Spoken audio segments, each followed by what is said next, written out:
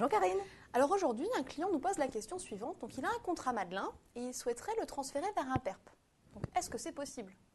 Alors pour répondre à cette question, il convient de se référer aux dispositions de l'article L132-23 du Code des assurances. En effet, cet article prévoit que les droits individuels constitués dans le cadre de contrats d'assurance de groupe dont les prestations sont liées à la cessation d'activité professionnelle sont transférables. En outre, l'article L143-2 du Code des assurances prévoit les conditions de ce transfert.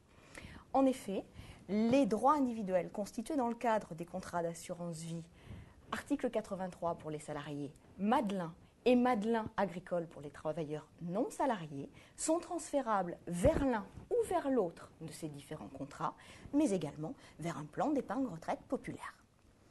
Il convient toutefois de signaler que les contrats à adhésion obligatoire, tels que les contrats article 83, ne peuvent être transférés que dans le cas où cette adhésion n'est plus obligatoire, justement.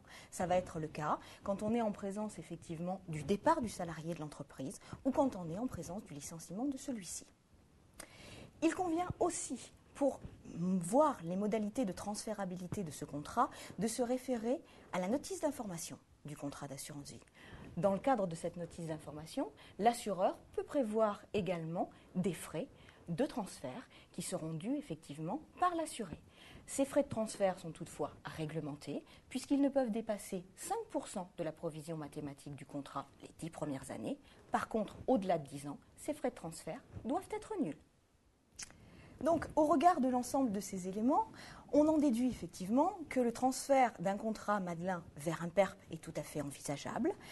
Toutefois, il faut bien avoir en tête que des frais de transfert pourront être prélevés par l'assureur, notamment pendant les 10 premières années de contrat, et qu'en outre, après le transfert, les frais de gestion sur un contrat PERP sont souvent plus importants que sur un contrat Madelin. Toutefois, cette solution va quand même présenter un avantage pour le souscripteur qui demande effectivement le transfert de son contrat, c'est que dans le cadre du transfert d'un contrat Madelin vers un contrat PERP, le souscripteur du nouveau contrat pourra retirer une fraction de son épargne sous forme de capital à l'échéance, maximum 20%. Mais cette solution n'est pas offerte dans le cadre d'un contrat Madelin. Merci Valérie. Merci Karine.